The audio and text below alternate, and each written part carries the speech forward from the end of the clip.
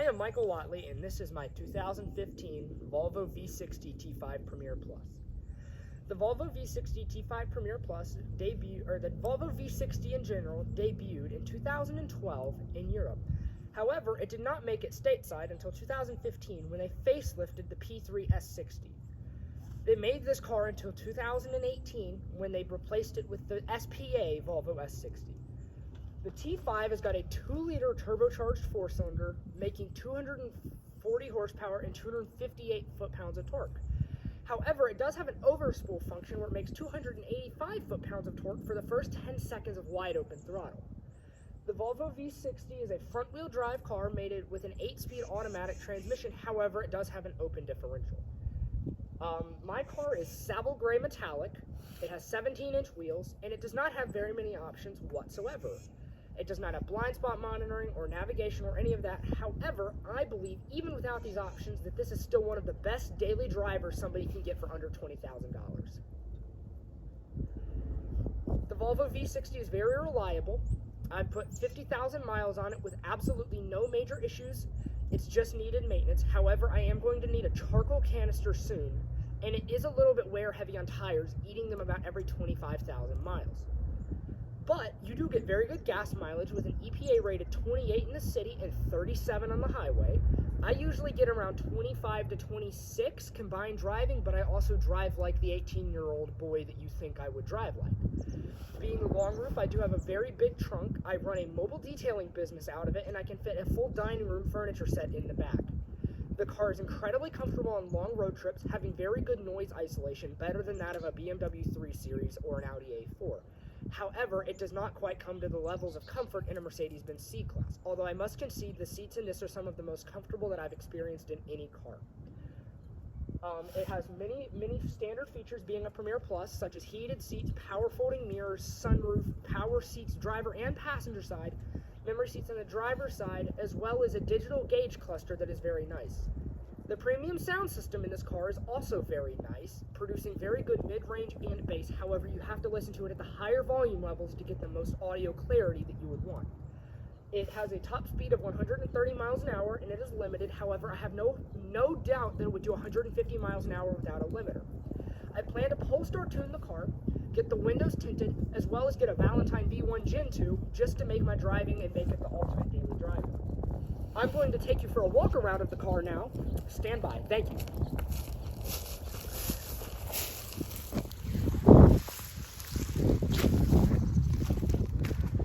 So first we can start with the headlights. I don't have the adaptive xenon headlights. However, the factory halogen headlights do a very good job of illuminating everything, and they have very good high beams. It also has daytime running lights, which are nice. You'll also notice on the front of the car, all of these.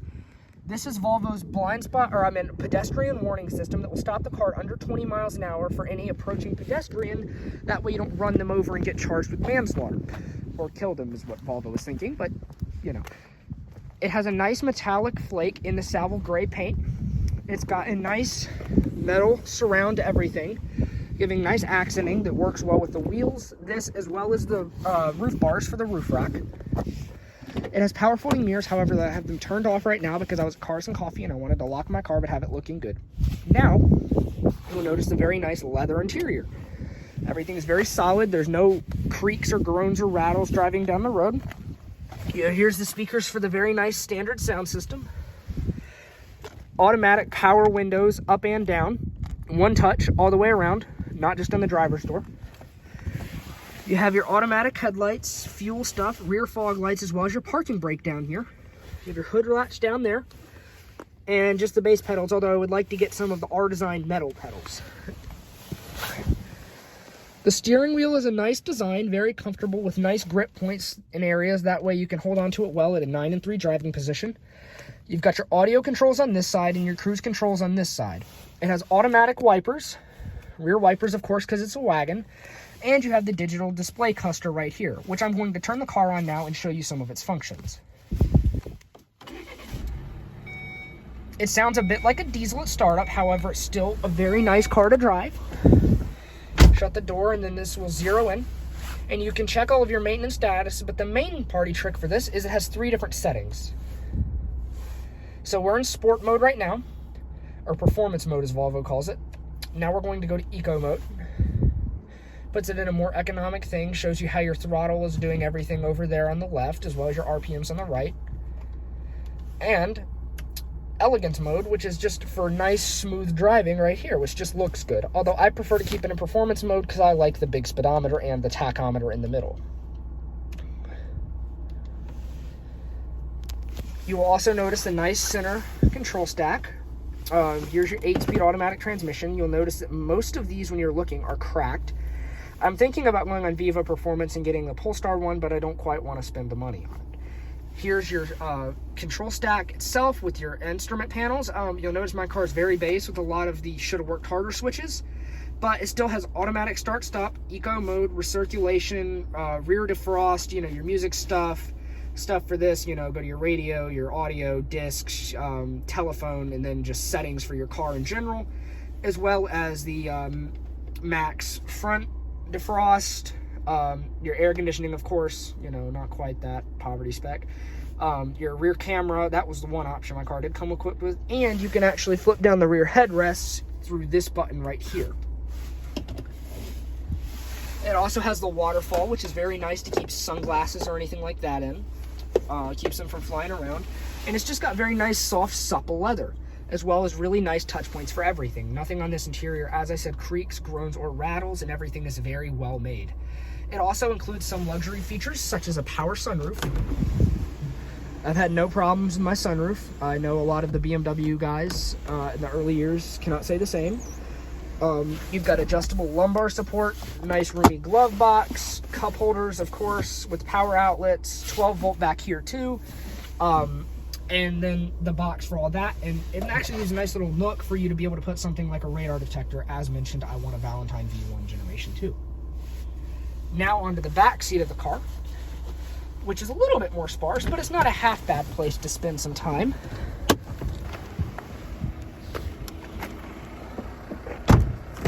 You've got your flip down headrests. You've got nice leather seats. You notice I've got a little bit of sand there. Good leg room. Speakers, door locks, all of that. And just generally good wagon looks. You can fit everything in it. You can do everything you need comfortably and reliably and inexpensively with a far more economic ownership cost than something like an SUV. Wagons are, I think, hugely underrated, and I think more people should consider them. All right, time for the driving review of the Volvo V60. Finally got the camera equipment in order to film this well. You guys can immediately see that it's already a relatively quiet car, supple interior, comfortable. You can tell Volvo had comfort-minded buyers for the sport wagon, and they wanted to make it a good all-round car. Alrighty. You know, you got the sunroof, all this, well made, everything is comfortable. You got the back seats back there with the flip down headrest, plus the long roof. This car has a hydraulically assisted electronic steering rack, or electronically assisted hydraulic steering rack. Get out of the Walmart.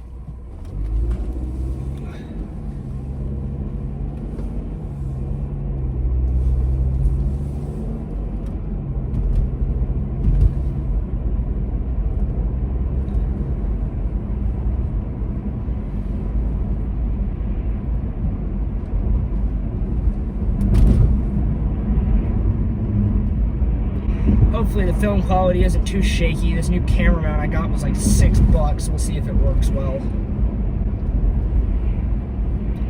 But we're gonna take it on some back roads and, you know, give her a thwack, show you guys what the V60 does. I move the shifter over into sport mode.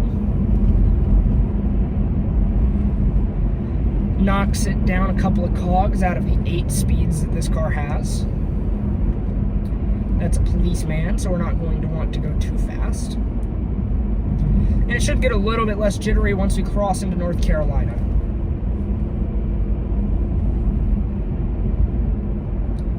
Although this is a pretty freshly repaved road.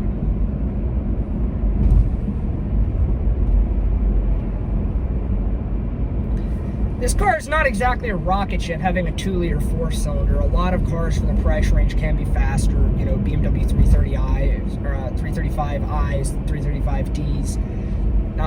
get a really, really bad E60 M5 or E46 M3 for the money. I would not advise getting one of those unless you want to spend 5 to 7 grand maintaining it. But, you know, if you're just looking for a car that's going to get you from where you need to go in a little bit more of a fun manner than per se, you know, a crossover or a Accord or something, you know, this car is a nice step up into that more enthusiast realm of driving experiences without necessarily making all the sacrifices of reliability, cost, and, you know, the image of owning some of those cars. You know, it's like a red BMW 3 Series is really cool, but I don't necessarily know if I want to be the guy in that.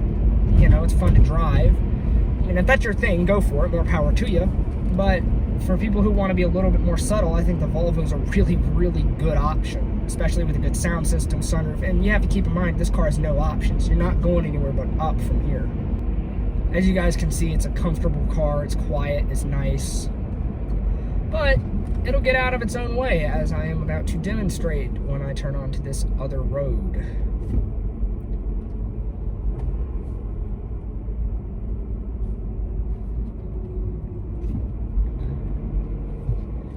Or as I go straight, because everybody else is turning onto the other road.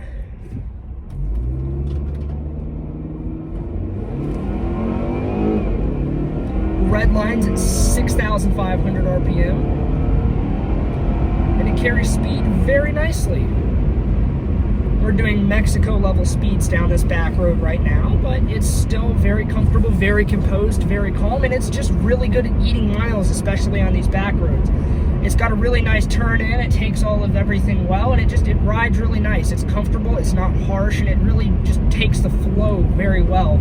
And you can definitely cover some ground efficiently in one of these cars, albeit not necessarily as well as something like a BMW 3 Series, but it's, you know, a lot better than something like a Camry for less money, actually. So it's a pretty unbeatable package when you look at it from a everything perspective. I mean, it's comfortable, it's reliable, it's quick, it looks good, it's subtle, no one's going to notice it, it's not going to get you pulled over.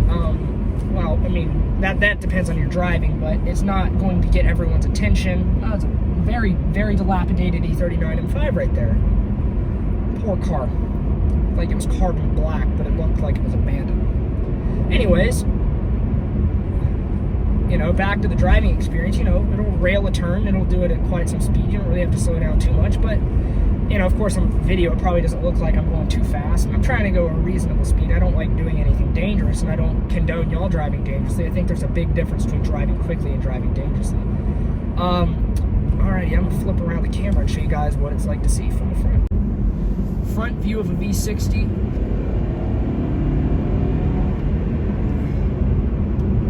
Almost got a dash cam view going on with the camera here, but you know, you guys can see that I've got an Accord in front of me, but it's just a really comfortable place to be. And they just did a really good job with the car overall. The paint is super nice, it's just comfortable, it looks good, it's quick, it's just a really good all-round performer. Unless you really want to go off-road, I think a wagon is a really good alternative to an SUV that just costs less to own, costs less to run, it looks good, it's reliable, and it's pretty unique. You know, let's whack it right here. You're a little bit of a blow off. I don't know if the camera caught that, but she does have a turbo, and it's actually a pretty audible turbo, more than one would anticipate from the Volvo.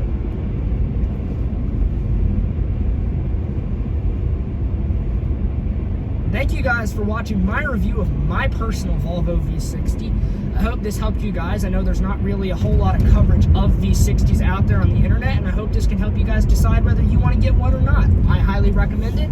I haven't done nothing but enjoy owning mine, and I hope you guys get the same enjoyment out of yours. Thank y'all, and have a great day.